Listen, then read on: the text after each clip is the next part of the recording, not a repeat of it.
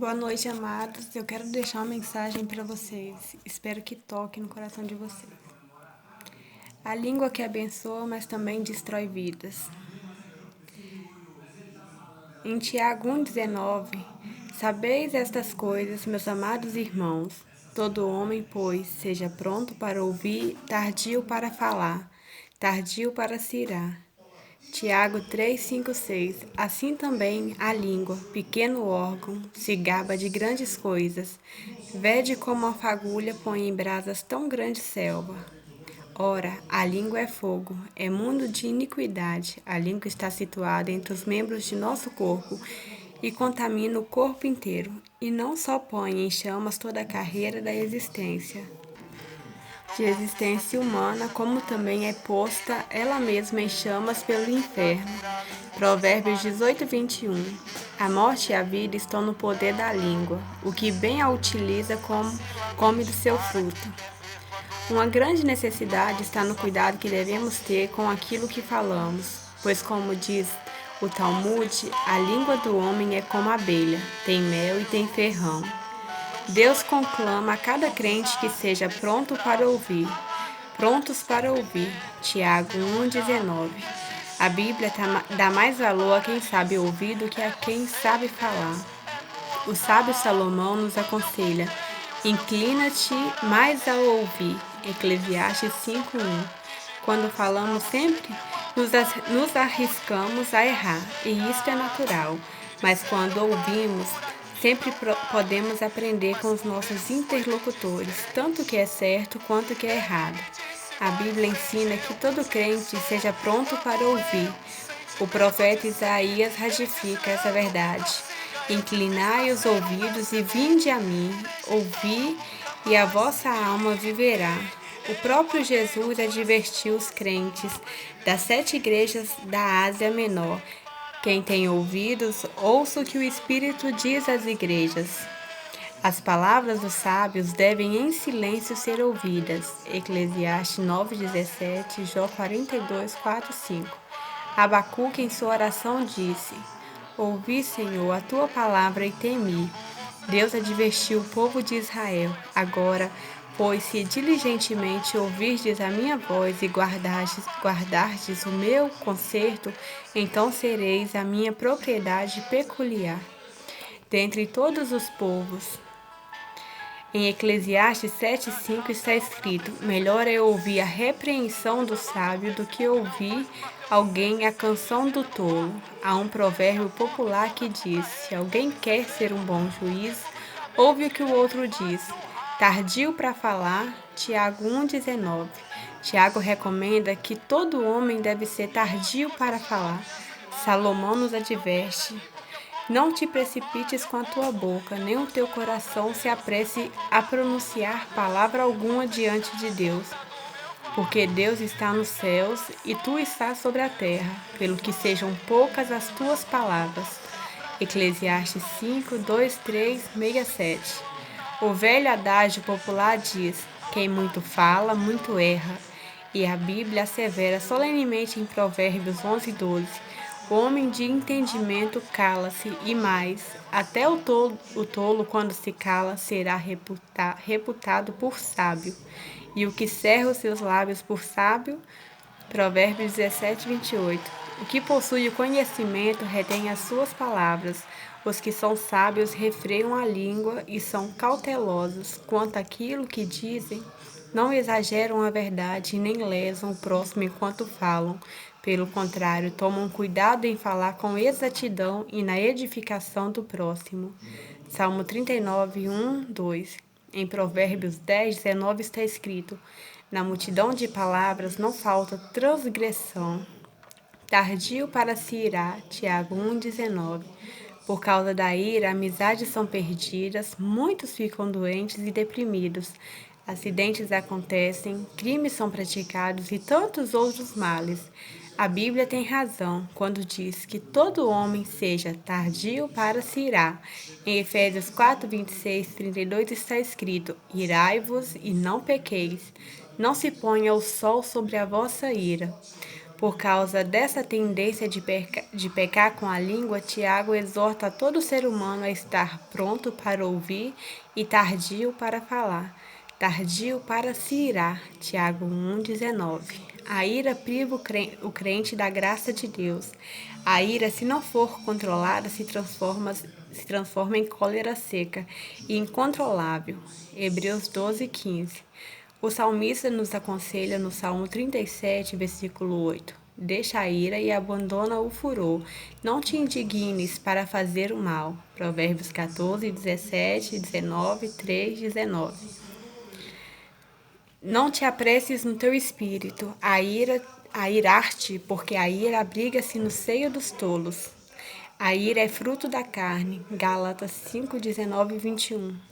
Paulo nos ensina que todo crente deve ter vida santa, sem ira nem contenda. Em Provérbios 15, 2 está escrito: a resposta branda desvia o furor, mas a palavra dura suscita a ira. A língua dos sábios adorna a sabedoria, mas a boca dos tolos derrama estutícia. O nosso irmão Lucas, inspirado pelo Espírito Santo, nos ensina em Lucas 17, 3, 4. Olhai por vós mesmo, e se teu irmão pecar contra ti, repreende-o, e se ele se arrepender, perdoa-lhe.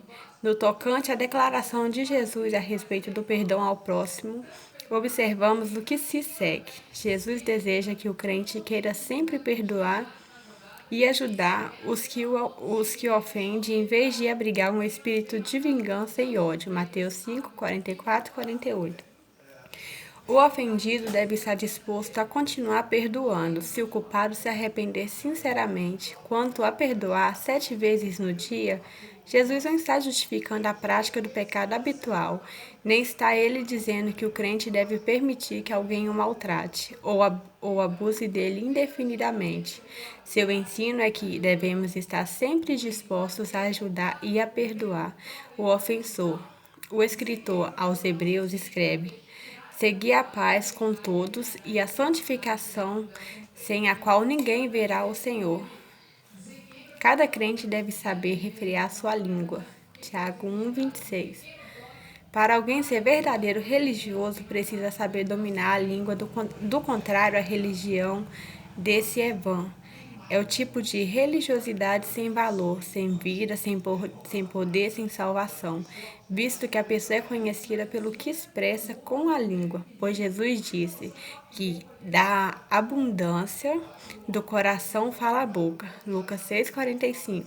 Como crentes, nossas palavras no dia a dia têm causado mais benefícios ou malefícios a quem nos ouve.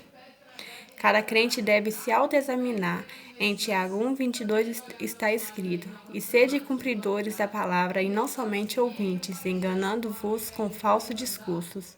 No Salmo 141, versículo 3, o salmista na sua oração pediu a Deus: põe, ó Senhor, uma guarda à minha boca, guarda a porta dos meus lábios. Em Provérbios 13:3 está escrito: o que guarda a sua boca conserva a sua alma. A conversa descuidada e a língua desenfreada podem estragar nossa motivação pela retidão, leva-nos a pecar e afeta nosso relacionamento com Deus. Eclesiastes 5:7. Um crente com total maturidade deve controlar com cuidado as suas palavras. Provérbios 8:6-8. Devemos orar para que Deus nos ajude a controlar nossa língua. Provérbios 10, 14, 19, 18, 7. Tiago 3, 2, 13. Não te precipites em falar desenfreadamente. Põe a mão na boca, guarda tua língua do mal e teus lábios de falarem enganosamente. Salmo 34, 11 e 16. Que Deus nos ajude a disciplinarmos a nossa língua para que sirva de instrumento à sua exaltação. Põe, ó Senhor, um guarda à minha boca, guarda a porta dos meus lábios, os males provenientes da língua. A língua é um fogo. Tiago usa esta figura para mostrar que, assim como um pequeno fogo pode incendiar um grande bosque, a língua também é um fogo.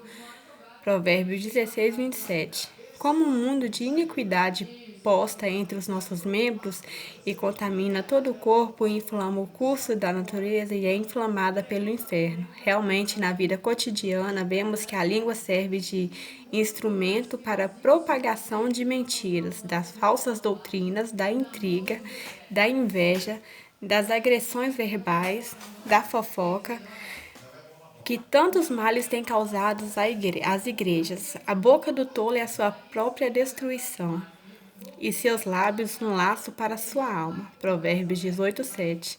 A Bíblia diz que a língua do ímpio intenta o mal como uma navalha afiada, traçando enganos. Tu amas mais o mal do que o bem, e mais a mentira do que o falar conforme a retidão. Amas todas as palavras devoradoras, ó língua fraudulenta? Salmo 52, 2:4.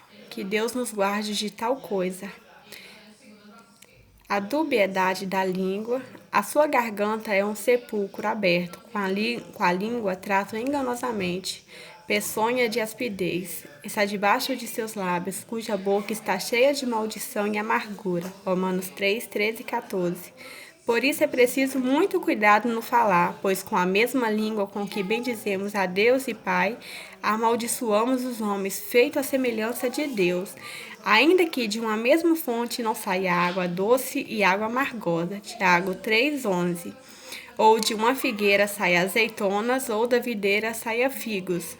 Infelizmente, da mesma língua pode sair a bênção e a maldição. Não nos esqueçamos de que um dia cada um prestará conta a Deus, porque por suas palavras será justificado e por tuas palavras será condenado. Mateus 12, 36, 37, Romanos 14, 12 e 2 Coríntios 5, 10. A mensagem final do livro de Eclesiastes faz nos lembrar de uma verdade solene e inalterável, a prestação de contas do ser humano perante Deus. Por todos os seus atos, o Senhor julgará a todos nós crentes e incrédulos, isto é, todos os nossos atos bons e maus. Jesus advertiu: seja, porém, o vosso falar sim, sim, não, não, porque o que passa disso é de procedência maligna. Mateus 5:37, Tiago 5:12. O justo aborrece a palavra de mentira. Provérbios 13:5. Prefere sofrer por falar a verdade do que evitar o sofrimento usando de mentira. Tais pessoas sabem que mentir por hábitos é pecar contra o Senhor. Provérbios 12:22. Que viver desse modo é excluir-se do reino de Deus no Evangelho segundo São João. 8:44. Está escrito: o diabo é mentiroso e pai da mentira, e não se firmou na verdade. A mentira é uma destacada característica do diabo. Ele é a fonte geradora de toda a falsidade. Atos 5, 3, 5. 2 Tessalonicenses 2, 9 e 11. Qualquer que ama e comete a mentira, note como os dois últimos capítulos da Bíblia destacam do caso da mentira. Os praticantes da mentira são mencionados 3 vezes. Todos os mentirosos, a sua parte será no lago que arde com fogo e enxofre. Apocalipse 21, 8. Os que cometem mentira não entrarão na cidade eterna de Deus. Apocalipse 21, 27. Os que amam e cometem mentira estarão fora do reino eterno de Deus. A mentira é o pecado final condenado na Bíblia, possivelmente porque foi uma mentira que levou à queda da raça humana. Gênesis 3, 1, 5. Estas palavras solenes devem servir de advertência a todos que, inclusive na igreja, acham que Deus tolera a mentira e o engano. Oremos ao Senhor para que o querido Espírito Santo santifique e controle a nossa língua, para abençoar os que nos ouvem. Gênesis 12, 3. A difamação. A difamação é crime contra a honra previsto no Código Penal brasileiro. É perigoso o tropeço na palavra, falar contra a honra de alguém. Se alguém fuma, é cortado da comunhão. Fumar é pecado contra o corpo, mas será isso mais grave do que difamar alguém? Uma jovem contou que seu pastor a excluiu da igreja porque um irmão disse que ela estava namorando com um incrédulo. quando isso não era verdade, nem sequer teve oportunidade de defesa. Enquanto isso, o difamador ficou normalmente nas atividades da congregação. A Bíblia diz: Irmãos, não faleis mal um dos outros. Quem fala mal de um irmão e julga seu irmão, fala mal da lei e julga a lei. Ora, se julgas a lei, não és observador da lei, mas juiz. Há um só legislador e juiz, aquele que pode salvar e destruir. Tu, porém, quem és que julgas ao próximo? Tiago 4, 11 e 12. É desprezar a lei, declinar do amor em relação a uma pessoa que está sendo acusada de algo. Não procurar conhecer os detalhes da situação, não falar com a própria pessoa que está sendo acusada, difamar essa pessoa.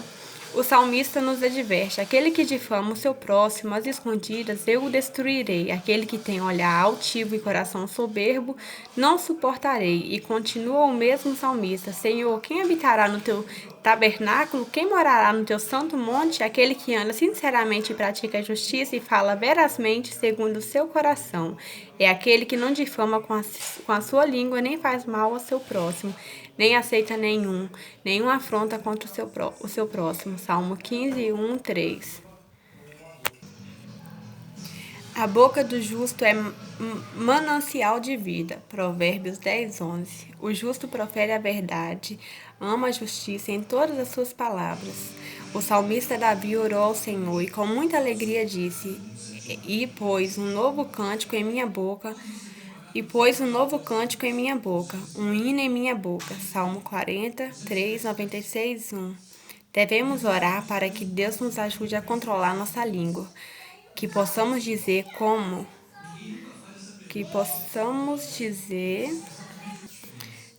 o salmista Davi: sonda-me, ó Deus, e conhece o meu coração.